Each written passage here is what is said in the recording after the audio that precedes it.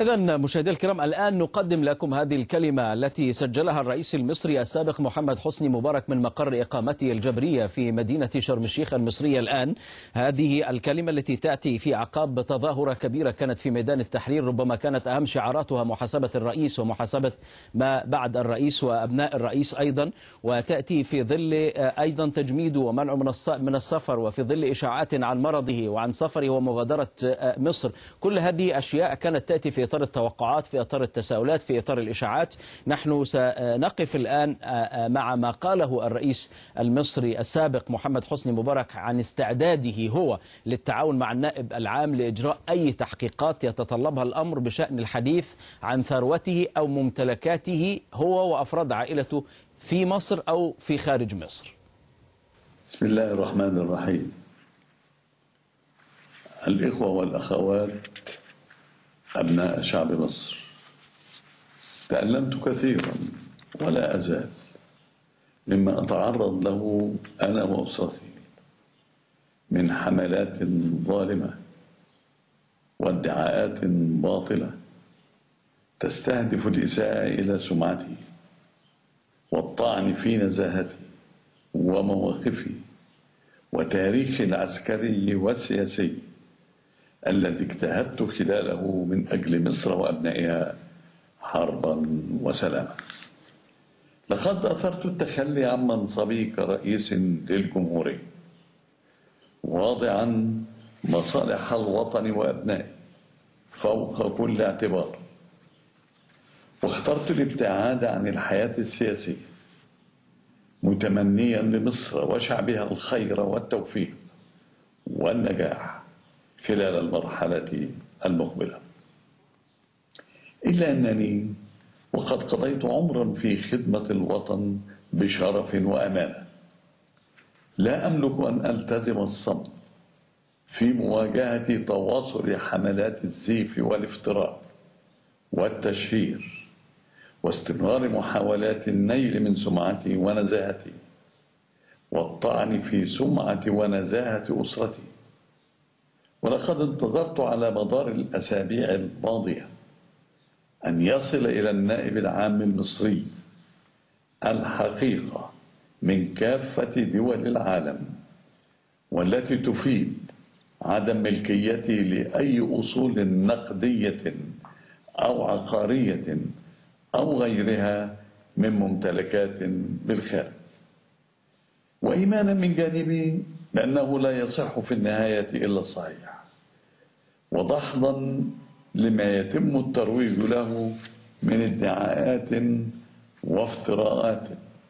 وقد قررت الآتي بناء على ما تقدمت به من إقرار الذمة المالية النهائي والبيان الذي أصدرته مؤكدا فيه عدم امتلاكي لأي حسابات أو أرصدة خارج جمهورية مصر العربية، فإنني أوافق على أن أتقدم بأي مكاتبات أو توقيعات تمكن النائب العام المصري من يطلب من وزارة الخارجية المصرية الاتصال بكافة وزارات الخارجية في كل دول العالم لتؤكد لهم موافقتي أنا وزوجتي على الكشف عن أي أرصدة لنا بالخارج منذ اشتغالي بالعمل العام عسكريا وسياسيا وحتى تاريخه،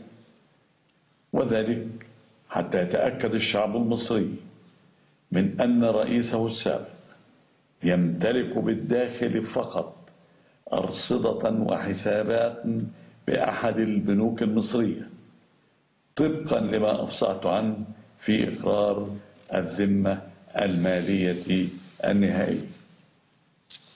ثانيا، موافقتي على تقديم أي مكاتبات أو توقيعات تمكن النائب العام المصري من خلال وزارة الخارجية المصرية الاتصال بكافة وزارات الخارجية في كل دول العالم لاتخاذ الإجراءات القانونية المناسبة للكشف عما إذا كنت أنا وزوجتي وأي من أبنائي علاء وجمال نمتلك أي عقارات أو أي أصول عقارية بشكل مباشر أو غير مباشر، سواء كانت تجارية أو شخصية، منذ اشتغالي بالعمل العام عسكريا وسياسيا وحتى تاريخه، حتى يتسنى للجميع التأكد من كذب كافة الادعاءات التي تناولتها وسائل الإعلام والصحف المحلية والأجنبية حول أصول عقارية ضخمة ومزعومة في الخارج أمتلكها أنا وأسرتي. هذا وسيتضح من الإجراءات المعمول بها أن عناصر ومصادر أرصدة وممتلكات أبنائي علاء وجمال، بعيدة عن شبهة استغلال النفوذ أو التربح بصورة غير مشروعة أو غير قانونية، وبناء عليه وبعد انتهاء الجهات المعنية من هذا والتأكد من سلامته وصحته، فإنني أحتفظ بكافة حقوقي القانونية تجاه كل من تعمد النيل مني ومن سمعتي ومن سمعة أسرتي بالداخل والخارج. الإخوة والأخوات، ستظل مصر دائما لنا جميعا هي الهدف والرجاء. وفق الله مصر وشعبها وسدد على طريق الخير خطى أبنائها. والسلام عليكم ورحمة الله وبركاته. أهمية هذه الكلمة أنها هي أول كلمة للرئيس السابق المصري حسني مبارك بعد تنحيه في 11 فبراير تحديدا. أول مرة يوجه كلمة بهذا الشكل، هي كلمة طبعا مسجلة صوتيا، وربما ركز فيها بشكل كبير على ما قال أنه تألم كثيرا هو وأسرته لما استهدفه من إساءة لسمعته وتاريخه العسكري، وأنه صمت خلال الفترة الماضية، كان يريد أن يصل للمدعي العام ما يمكن أن يحقق في هذه الأقوال التي تألم هو بسببها. وقال: لا أملك الصمت في مواجهة الزيف والتشهير والنيل من سمعتي وسمعة أسرتي. وأيضا قال أن لا أملك أي أرصدة أو لا أملك أي أصول عقارية أو أي شيء في الخارج. وقال أنه طلب أيضا من أن يكون هناك طلب كتابي لكل وزراء الخارجية في العالم حتى هم يتأكدوا إذا كان هو وزوجته، دي مهمة جدا، هو وزوجته لا يملكون أي أصول أو أي شيء من هذه الأشياء. ثم كرر هذا الكلام وأضاف بأنه أسرته وأولاده أنه لا يوجد أي شبهة في أنه تربح أو استغل نفوذه السياسي في أن يكون أموال بطريقة غير شرعية. وفي النهاية قال أنه سيحتفظ بكافة حقوقه كمواطن مصري في ملاحقة الذين شهروا به. إذن أهمية هذه الكلمة تأتي في إطار أنها هي أول كلمة للرئيس السابق المصري حسني مبارك بعد 11 فبراير بعد تنحيه تماما في إطار من موقعه في مدينة شرم الشيخ. وربما هذه الكلمة تفتح تساؤلات وتفتح تحليلات كثيرة جدا نتابعها في سياق نشراتنا القادمة.